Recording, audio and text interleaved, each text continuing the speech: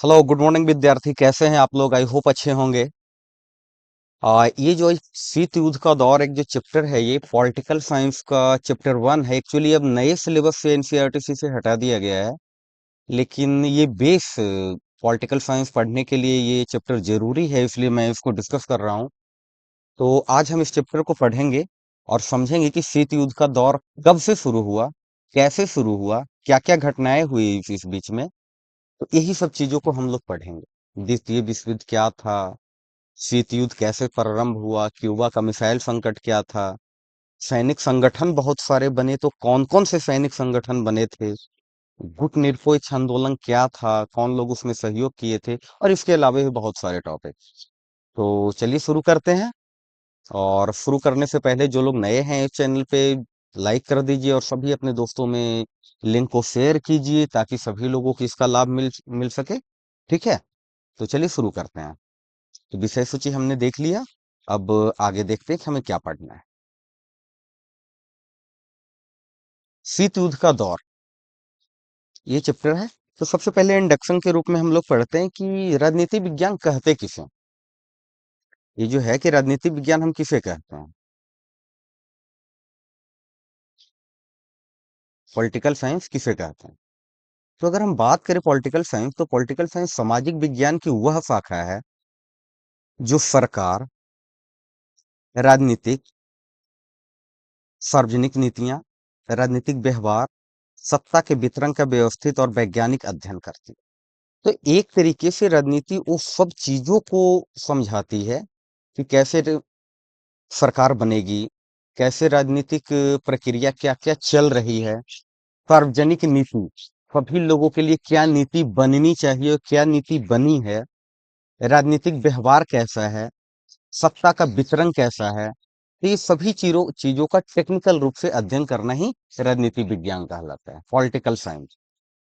इसमें होता क्या है कि स्थानीय स्तर से लेके अंतर्राष्ट्रीय स्तर तक सभी तरह की व्यवस्थाएं, संस्था, सिद्धांत, लोगों की उस सिद्धांत में भागीदारी या उस कार्य में भागीदारी, सभी चीजों को समझाया जाता है ताकि समाज को कैसे चलाया जा सके या किसी राज्य पे कैसे शासित मतलब शासन किया जा सके। ये कौन लोग हैं जो शासन कर रहे हैं, वो सही शासन कर रहे हैं या नहीं कर रहे हैं। तो यही सब चीजों को पढ़ना ही कहलाता है राजनीति विज्ञान। ठीक है, आगे देखते हैं। अगर हम बात करें कि राजनीति विज्ञान का जनक किसे कहा गया है, तो राजनीति विज्ञान का जनक कहा गया है अरस्तू को। और अगर हम बात करें क्यों कहा गया है इनको राजनीति विज्ञान का जनक, तो इनके कुछ पॉइंट्स थे। जैसे इनकी जो सोच थी, वो वैज्ञानिक दृष्टिकोण इनका, जैसे जब इन्होंने परिभाषा दिया था राजनीति विज्ञान का, तो उस समय तक ये लगभग 158 संविधान की इन्होंने तुलनात्मक वर्णन कर चुके थे, अध्ययन कर चुके थे। एक अलग अलग सोचिए कि एक देश का संविधान हम लोगों को ढंग से याद नहीं होता, और ये लगभग 158 संविधान का तुलनात्मक अध्ययन कर चुके थे, मतलब कंपैरिजन कर करके सभी लोगों को। तो ये तुलनात्मक अध्ययन, कंपैरिजन कर चुके थे।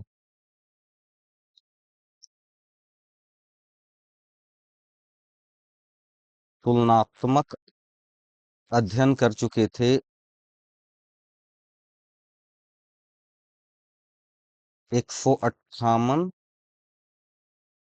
लोकतंत्र का, 158 संविधान का, 158 देशों के संविधान का लोकतांत्रिक मतलब एक तरीके से तुलनात्मक वर्णन कर ये अध्ययन कर चुके थे, इनको ज्ञान था। तो इससे ये कहा जाता है कि कैसे ये चीजों की समझ रखते थे। पॉलिटिक्स नाम की एक बुक ही लिख दी इन्होंने। पॉलिटिक्स नाम की एक बुक लिख दी जिसमें सभी तरह के राज्य, सत्ता, भागीदारी, क्या क्या प्रॉब्लम्स होंगी, हर चीजों की इसमें व्याख्यान किया है इसमें। मनुष्य की परिभाषा, मनुष्य की परिभाषा इन्होंने दी है कि मनुष्य एक सामाजिक प्राणी है और राजनीतिक प्राणी भी है। आधुनिक नींव की जब बात की जाए पॉलिटिक्स की, तो कार्यपालिका, न्यायपालिका, विधायिका, ये इन्हीं की देन थी, शुरुआत में इन्होंने ही बताया था। तो आज जिस पे पूरी पॉलिटिक्स, राजनीति विज्ञान, जिस पे पूरी राजनीति टिकी हुई है, कार्यपालिका, विधायिका और न्यायपालिका, ये इनकी ही सोच की उपज है। ये बड़ा, ये सब पहले ये इन्होंने पॉलिटिक्स नाम के जो ग्रंथ लिखा है इसमें लिख चुके हैं। तो इनके प्रमुख जो, इनको जनक क्यों कहा जाता है, उनका कारण है वैज्ञानिक दृष्टिकोण, पॉलिटिक्स, मनुष्य की परिभाषा जो इन्होंने दी और आधुनिक नींव रखी। ठीक है, इसलिए इन्हें राजनीति विज्ञान का जनक कहा जाता है। अब देखिए द्वितीय विश्व युद्ध, हम लोग इसमें पढ़ने वाले हैं कि द्वितीय विश्व युद्ध के बाद एक शीत युद्ध का दौर शुरू हो गया था। लेकिन क्यों? कारण क्या था? सेकेंड वर्ल्ड वॉर के बाद ही क्यों हुई?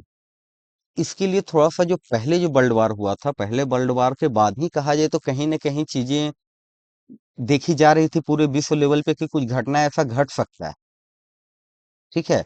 तो वही सबसे एक नींव के तौर पे चला पहला विश्व युद्ध के बाद ही 1925 या 30 के दशक के आसपास से 1930 के दशक से लगभग ये चीज़ें शुरू हुई। तो द्वितीय विश्व युद्ध जो हुआ ये 1939 से शुरू होकर 1945 तक चला। चलिए यहाँ तक तो ठीक है। किनके किनके बीच में ये युद्ध हुआ था? तो ये युद्ध हुआ दो गुट के बीच में। एक गुट मित्र राष्ट्र, दूसरा धुरी राष्ट्र। अभी मित्र राष्ट्र धुरी राष्ट्र क्या था? तो ये दो ग्रुप बना रखे थे, एक दोस्ताना आपस में इनकी यारी थी। मित्र राष्ट्र के जो प्रमुख सदस्य थे यूनाइटेड किंगडम यूके, सोवियत संघ यूएसएसआर, संयुक्त राज्य अमेरिका यूएसए और फ्रांस। ये चारों मुख्य सदस्य थे मित्र राष्ट्र का। और दूसरे थे धुरी राष्ट्र, वो थे जर्मनी, इटली और जापान। तो ये तीन थे अलग और ये चार थे अलग।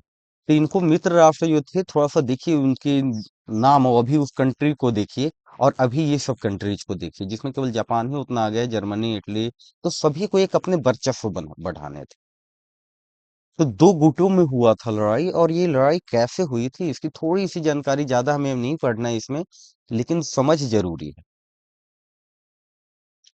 तो देखिए अगर बात करें कि द्वितीय विश्व युद्ध का कारण क्या था, तो पहले विश्व युद्ध के बाद ना मित्र राष्ट्र ना जर्मनी के साथ बहुत बुरा व्यवहार कर रहे थे। तो उसकी वजह से क्या है कि जर्मनी बदला लेने के लिए आतुर था। उसी समय जर्मनी में हिटलर और इटली में मुसोलिनी ने सत्ता पे आकर दूसरे विश्व युद्ध का बीज बो दिया था। नाम तो सुने होंगे हिटलर, जर्मनी के एक साथ ये। तो हिटलर और मुसोलिनी, इटली में मुसोलिनी और जर्मनी में हिटलर, ये दोनों गद्दी पे बैठे हुए थे। तो इन लोगों में एक अपनी ये थी कि ये मित्र राष्ट्र वाले जो लोग हैं, ये इंग्लैंड वाले, ब्रिटेन वाले, ये ब्रिटेन वाले जो हैं हम पे बहुत प्रॉब्लम करते हैं हमारे साथ। तो इनके साथ हमें बदला लेना है इनसे।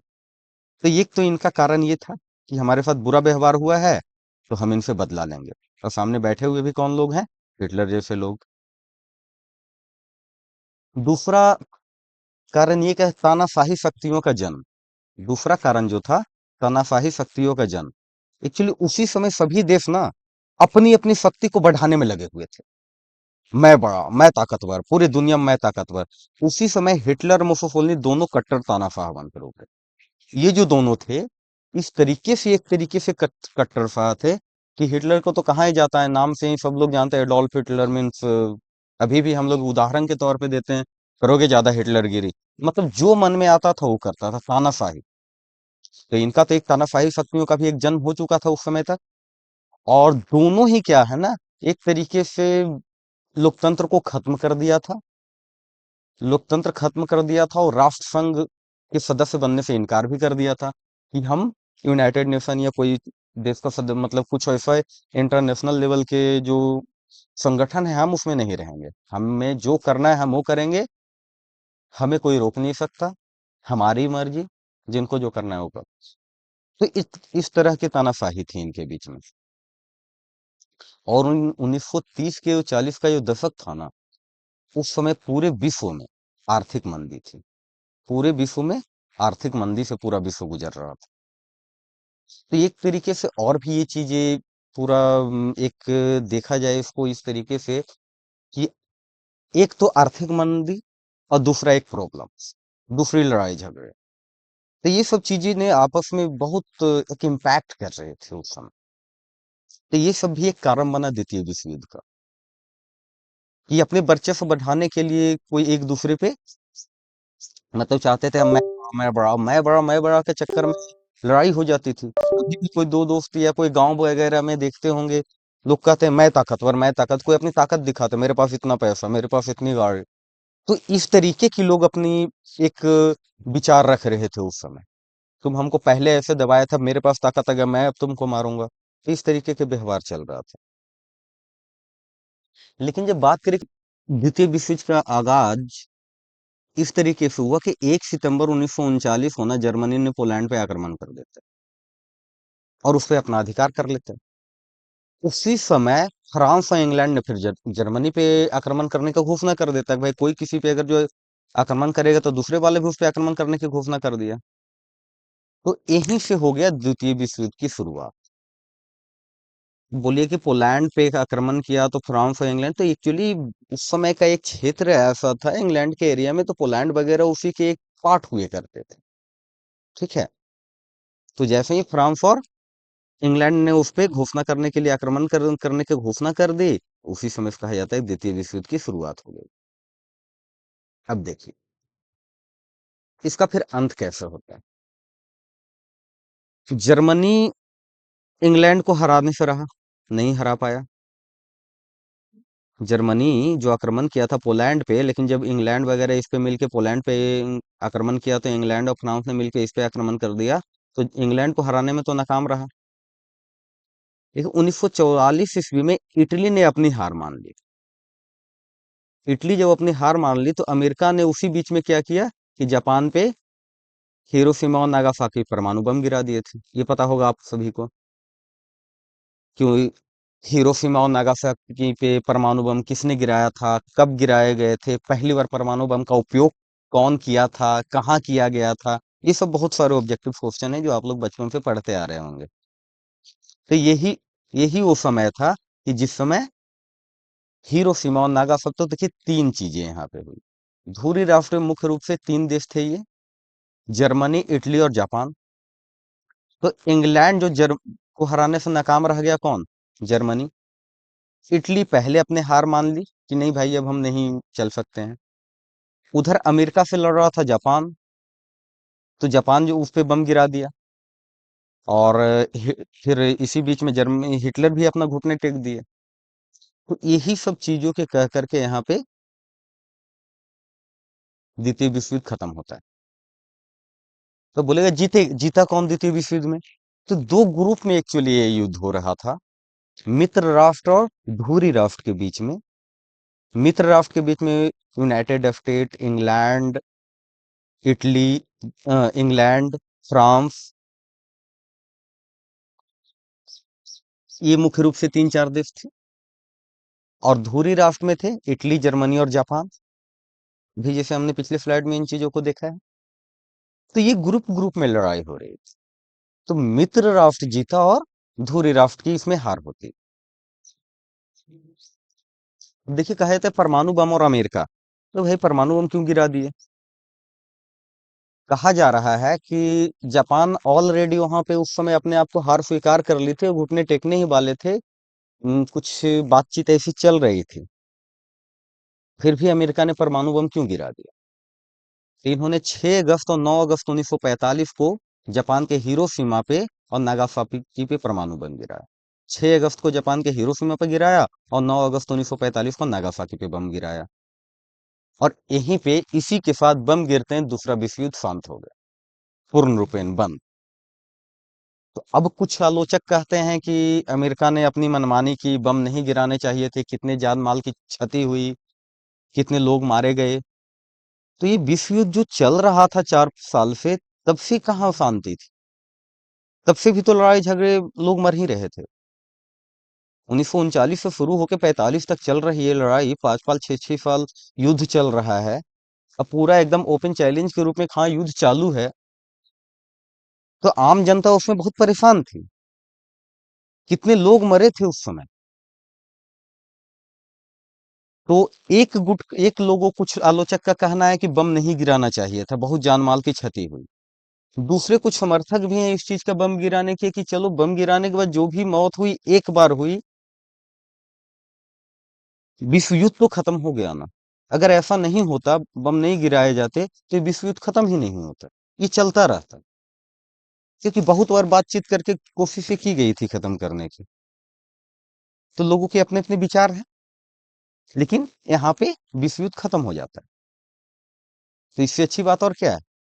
धुरे राष्ट्रों की हार होती है, मित्र राष्ट्रों की जीत होती है। तो इस तरीके से इसमें मित्र राष्ट्र ने धुरे राष्ट्र को हरा दिया था। लेकिन महायुद्ध के बाद एक क्या हुआ, महायुद्ध जो ये चला, इसके बाद एक अजीब सी स्थिति पैदा हो गई। अजीब सी स्थिति का मतलब होता है ना कि भाई जीत तो गए हैं कौन लोग, मित्र राष्ट्र। अब आपस में इन लोगों की चलने लगी। मित्र राष्ट्र में ही दो प्रमुख रूप से जो राष्ट्र थे, एक अमेरिका और दूसरा रूस। और रूस के अंदर में था पूरा सोवियत संघ। तो ऐसे कह लीजिए कि एक यूनाइटेड स्टेट, एक यूएसए और एक सोवियत संघ। तो ये दोनों के बीच में ना आपसी कुछ बातचीत चलने लगी। तो कुछ चीजें तो ऐसी भी कहती है कि भाई अमेरिका ने जाकर के जापान पे परमाणु बम गिरा दिए। कुछ लोगों का कहना है कि सोवियत संघ उसका दोस्त था, मित्र राष्ट्र में था, लेकिन उसको पता ही नहीं था कि अमेरिका के पास परमाणु हथियार भी हैं। लेकिन उसी समय, कुछ ही समय के अंदर जैसे ही पता चला, तो आपस में ही अब दो लोग हो गए, मित्र राष्ट्र तो जीत गई, लेकिन मित्र राष्ट्रों के अंदर ही सोवियत संघ और अमेरिका के बीच में ना आपसी कलह शुरू हुई। मतलब आपस में, सामने पूरा दुनिया के सामने नहीं, लेकिन आपस में ही युद्ध की स्थिति बन गई।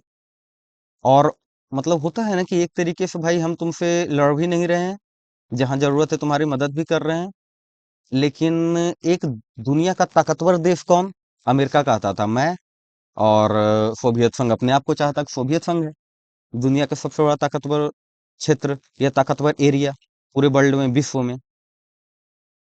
तो ये जो आप पूरे, ये जो विश्व की बात चल रही है, ये पूरे विश्व में ताकतवर कौन, दोनों के अपने अपने ताकत थे। तो इसी पे एक अमेरिकी ये थे, अमेरिकी एक वो थे, राजनीति शास्त्री थे अमेरिकी। इन्होंने ऐसे युद्ध का नाम दे दिया शीत युद्ध। क्योंकि दोनों दो गुटों के बीच में, मतलब दो गुट अभी बना नहीं था, बन ही रहा था। सोवियत संघ ऑलरेडी बहुत सारे राष्ट्रों का एक संघ था, उसका नाम था सोवियत संघ। वो ताकतवर दिखता था। और एक थी अमेरिका, मतलब इकोनॉमिक पावर अच्छी थी। ये दो महाशक्ति के बीच में ये युद्ध शुरू हुआ। दो महाशक्ति, दो महाशक्ति कौन कौन थे, एक थे संयुक्त राज्य अमेरिका और दूसरा सोवियत संघ। ये दोनों के बीच में युद्ध शुरू हुआ। तनावपूर्ण स्थिति पैदा हो गई। और तनावपूर्ण का मतलब ये नहीं कि हाँ सामने आए और मारपीट करने लगे, नहीं। आपस में शीत युद्ध, पॉलिटिक्स से मारना है, उस तरीके की बातें चलने लगी दोनों के बीच में। तो यही दोनों के बीच में इसी जो एक तनाव की स्थिति बन जाती थी। कितने बार तो ऐसा होता था कि लगे कि अब दोनों में तनातनी हो गई, अब लड़ाई होकर ही रहेगी, लेकिन होती नहीं थी, लड़ाई हुई नहीं। भले इसके चलते दूसरे दूसरे देश लड़ मर के आपस में लड़ाई हुई, लेकिन आपस में सोवियत संघ और अमेरिका सामने आमने सामने आकर लड़ाई नहीं की। और इसकी शुरुआत कहाँ से हुई थी, इसकी जो शुरुआत हुई थी यूरोप से हुई। एक तरफ पूर्वी यूरोप, और सोवियत संघ के घेरे में आते चले गए जो पूर्वी यूरोप थे, वो धीरे धीरे धीरे धीरे सोवियत संघ के ग्रुप में जुड़ते चले गए। और दूसरी तरफ था पश्चिमी यूरोप। तो पश्चिमी यूरोप जो थे वो अमेरिका की तरफ चले गए। मतलब पूरे दुनिया दो गुटों में बट गई, एक सोवियत संघ, दूसरा अमेरिका। और इसी को लोग कहने लगे पूरब वर्सेज पश्चिम, कि पूरब और पश्चिम की लड़ाई। आ जाए कि शीत युद्ध किसे का, तो शीत युद्ध का मतलब होता है कि दो शक्तिशाली, कौन कौन, सोवियत संघ और संयुक्त राज्य अमेरिका और सोवियत संघ, सोवियत संघ रूस, ये दोनों के बीच में तनाव की स्थिति उत्पन्न हो गई। इसी को शीत युद्ध के नाम से जाना जाता है। अगर इसको ऐसे भी अगर जो देखें कि जब दो या दो से अधिक देशों के बीच एक ऐसी स्थिति बन जाए जिसमें लगे कि युद्ध होकर रहेगा, परंतु वास्तव में कोई युद्ध ना हो, वास्तव में कोई युद्ध ना हो, तो इसमें युद्ध होने की पूरी संभावना रहती है, युद्ध की आशंका रहता है, डर तनाव संघर्ष जारी रहता है, लेकिन युद्ध नहीं होता। तो ऐसे तनावपूर्ण स्थिति को शीत युद्ध कहते हैं। अगर कुछ और बात करें, शीत युद्ध कब शुरू हुआ, द्वितीय विश्व युद्ध के बाद, 1945 के बाद शुरू हुआ। सोवियत संघ और अमेरिका के बीच में शीत युद्ध हुआ। शीत युद्ध किस, कब से कब तक चला, तो 1945 से 1991 तक चला है शीत युद्ध। इसको हम आगे पढ़ेंगे कि 91 में कैसे शीत युद्ध खत्म हुआ। जिसे कहा जाता है ना, अगर किसी को मारना है ना, तो जरूरी नहीं कि लाठी पहने से ही मारो, गुप्त तरीके से भी आप चाल चल के मार सकते हो। तो मुख्य कारण क्या था इसका, क्यों शीत युद्ध खत्म हुआ? जब दो लोगों में लड़ाई ही नहीं हो रही तो एक हारेगा एक जीतेगा कैसे? क्योंकि सामने से तो लाठी लाठ मतलब गोली बंदूक तोप तो चले ही नहीं, खून खराबा हुआ ही नहीं। बस पॉलिटिक्स से, राजनीति से अपनी ताकत दिखाने की लोग कोशिश कर रहे थे। तो अगर एक तरीके से कहा जाए तो उस समय सोवियत संघ का विघटन हो जाना, मतलब विघटन हो जाना कि उसमें जो बहुत सारे जो देश थे, लगभग 15 देश में सोवियत संघ टूट गया। उसी में से एक देश यूक्रेन भी था। तो सोवियत संघ जो पूरा एक 15 देश का एक ग्रुप हुआ करता था, वो टूट के अलग अलग हो गए। तो कहा भी जाता है कि यहाँ पे रूस की हार हुई, और सोवियत संघ में वर्चस्व था रूस का, और अमेरिका एक इधर अपना था। तो दोनों का एक अलग अलग विचार। अगर बात करें कि शीत युद्ध की शुरुआत कहाँ से हुई, कैसे हुई, तो शीत युद्ध दूसरे विश्व युद्ध के बाद शुरू हुई, क्योंकि दो महाशक्ति, ये कहता है ना कि भारत क्या कभी एक वर्ल्ड पावर बन पाएगा, महाशक्ति बन पाएगा दुनिया का? तो उसी तरीके से उस समय दो महाशक्ति थी, एक सोवियत संघ और अमेरिका। और दोनों के लेकिन विचारधारा अलग अलग था। विचारधारा अलग अलग क्या क्या मतलब है? जिसे होती है कि दो पार्टी है तो दोनों की भाई सोच अलग अलग होती है। तो यहीं पे दोनों की जो विचारधारा था, अलग अलग विचारधारा थी, तो वहीं से शीत युद्ध की शुरुआत हो गई थी, कि दोनों की सोच अलग थी। जैसे अगर अमेरिका की सोच की बात करें तो ये पूंजीवाद, इसकी जो सोच थी पूंजीवाद का सोच था। और इसका मतलब क्या है कि जितने तरह का भी देश में उत्पादन संबंधित फैसले होंगे, इसका अधिकार किसको है, लेने का जो अधिकार है सामान्य जनता के हाथ में। मतलब कहा जाए कि देश में निजी क्षेत्र पूरी तरह से स्वतंत्र है, मतलब प्राइवेट, प्राइवेट कंपनियां, उद्योग, जितने तरह के ये काम है, कि अगर जो एक देश के जो फायदा होता है आर्थिक रूप से, वो पूरा अर्थव्यवस्था पूंजीवाद पे टिका हुआ है, कि कोई भी इसमें आकर के अपनी पूंजी लगा के अपना पैसा कमा सकता है, अपना मूल्य उसमें रख सकता है, अपनी चीजें बेच सकता है। लेकिन जैसे ही जब बात आती है कुछ चीजें की और, इसी के मतलब कि उल्टा, सोवियत संघ में, तो वहां पे पूंजीवाद नहीं था, उनका था साम्यवाद। वो आगे देखेंगे अभी। दूसरा एक और विचारधारा ये थी इसका, उदारवाद। इस विचार के अंतर्गत इन्होंने क्या किया ना, कि अधिक से अधिक स्वतंत्रता प्रदान किया लोगों के बीच में, कि सबको ज्यादा से ज्यादा हम इंडिपेंडेंस देंगे, सब लोग अपने तरीके से, अपने अच्छे तरीके से अपना कार्य करें, अच्छे तरीके से हमारा देश आगे बढ़े। इनका दूसरा क्या था, कि हम लोकतंत्र को यहाँ पे कायम करें, मतलब कि यहाँ पे स्थापित करेंगे। लोकतांत्रिक व्यवस्था में सामान्य जनता द्वारा क्या होता है ना, कि अपने शासकों को चुनाव स्वयं किया जाता है। जैसे भारत एक लोकतंत्र देश है, यहाँ हमारे जो राष्ट्रपति हमारे जो प्रधानमंत्री चुन आएंगे केंद्र में या राज्य में, जो मुख्यमंत्री होते हैं, हम वोट दे करके उनको चुनते हैं। तो ऐसी अब विचारधारा अमेरिका की थी। लेकिन अगर इसी के उल्टा सोवियत संघ की विचारधारा क्या थी, समाजवाद या साम्यवाद कह सकते हैं इसको। इनकी विचारधारा थी, इसमें इनका था ना कि जितने भी उत्पादन संबंधित फैसले होंगे, मतलब जितनी भी संपत्ति है, सबका अधिकार किसका होगा, वहां की सरकार का होगा।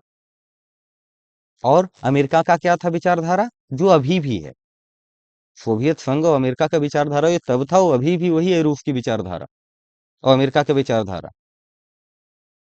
तो इसका मतलब ये था कि जितने भी फैसले लिए जाएंगे उत्पादन से संबंधित, सभी का लेने का अधिकार किसको होगा, सरकार को होगा। ये था समाजवाद।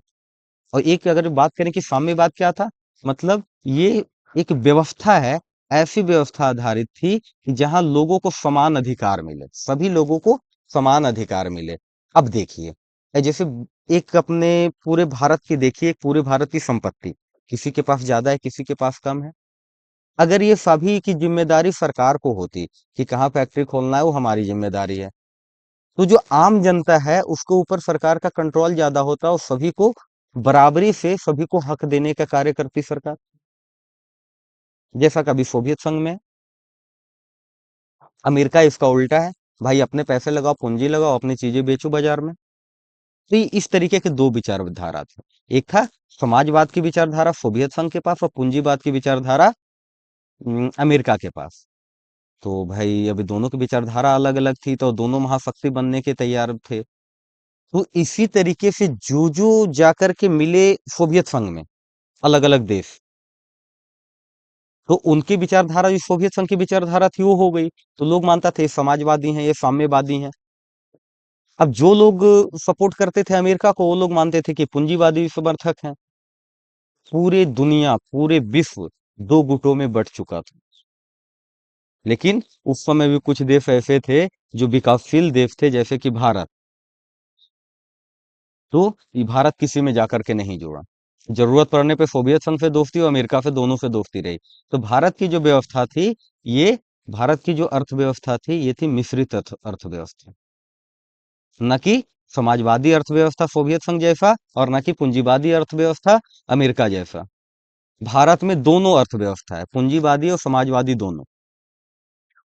तो भारत में प्राइवेटाइजेशन है और बहुत सारी चीजों का कंट्रोल सरकार के अंदर में भी। ठीक है। तो दोनों महाशक्ति ने बहुत सारे जगहों पे अपने अपने सामने आ गए दोनों महाशक्ति कितने जगह, जैसे कोरिया में, बर्लिन में, कांगो, बहुत सारे जगह पे दोनों आमने सामने तो आए, लेकिन युद्ध नहीं हुआ। और इसके जो सहयोगी राष्ट्र थे, जैसे राष्ट्रों के बीच में कोरिया, वियतनाम, अफगानिस्तान, ये सब कुछ क्षेत्रों में जनहानि हुई। इनके जो समर्थक लोग थे, रसिया तो नहीं लड़ा, लेकिन इनके साथ जो देश जाकर के जुड़े ना, जो इनके साथ जाकर के इनके मतलब इनके ग्रुप में आए, इसके गुट में आए, दुनिया पूरा दो गुट में बट चुकी थी। एक अमेरिका का गुट था, एक सोवियत संघ का गुट था। तो इनके जो गुट में जाकर के लोग जो जुड़े ना, तो वो आपस में लड़े।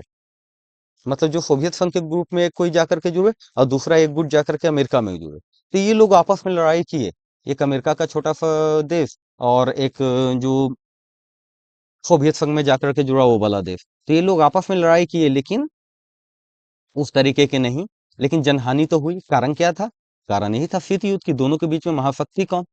आगे चल के भयानक परिणाम के डर से, क्योंकि जैसे ही परमाणु बम का इन्होंने किया था, जापान पे परमाणु बम इन्होंने फेंका था, अमेरिका ने, हिरोशिमा और नागासाकी पे, तो पूरे देश में आगे कि ऐसा भी हमला किया जा सकता है, ऐसे तो पता ही नहीं था। तो इसी बीच में ये फ्रांस वाले भी जो थे, ये भी परमाणु हथियार बना लिए। और फ्रांस वाले भी बना लिए, रूस वाले भी बना लिए, और भी बहुत सारे देश थे, इंग्लैंड ने भी बना लिए। तो सभी लोगों ने अपने अपने परमाणु हथियार बना लिए। ये सब प्रमुख रूप से ये तीन चार देश। और आगे चल के अब लगा कि अगर ये दोनों देश, एक सोवियत संघ और ये अमेरिका, अगर आमने सामने टकराते हैं, तो दोनों के पास परमाणु हथियार है। ये दोनों परमाणु हथियार कभी न कभी फोड़ देंगे।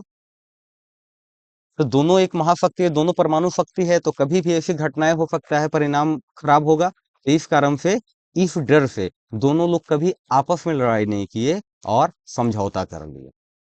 और समझौता इनडायरेक्टली ये हुआ कि इन्होंने अस्त्र नियंत्रण, एक हथियारों को दौर चल गया कि भाई किसके पास कितना हथियार है,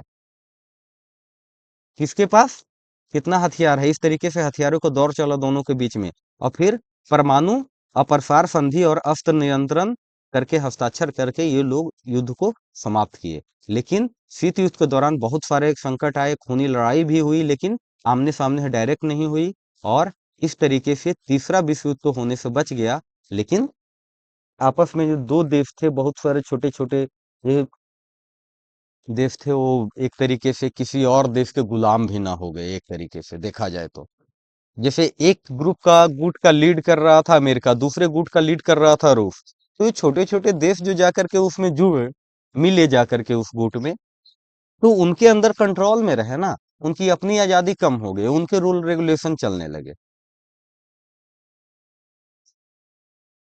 तो अगर हम देखें कि शीत युद्ध होने का कारण क्या था, तो आपस में लोगों का विचारों का मतभेद था। पूरी दुनिया दो किस्म की विचारधारा थी, एक पूंजीवादी विचारधारा, एक समाजवादी विचारधारा। पूंजीवादी कौन था? अमेरिका। समाजवादी कौन था? सोवियत संघ। अभी हम लोग पढ़ चुके हैं इन चीजों को।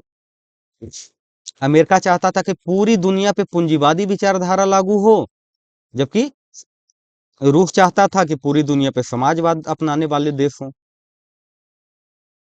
तो इसी चीजों का मेन युद्ध था, वर्चस्व का युद्ध था पूरे दुनिया में।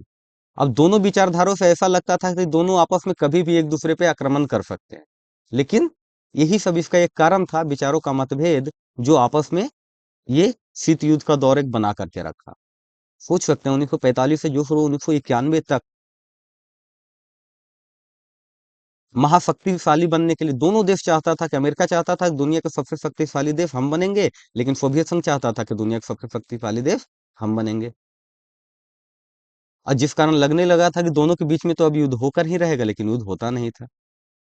तो इसी तरीके से आगे चल के पूरा जो विश्व जो था, दो ध्रुवीय विश्व का आरंभ हो जाता है कि पूरी दुनिया दो गुटों में बट जाती है।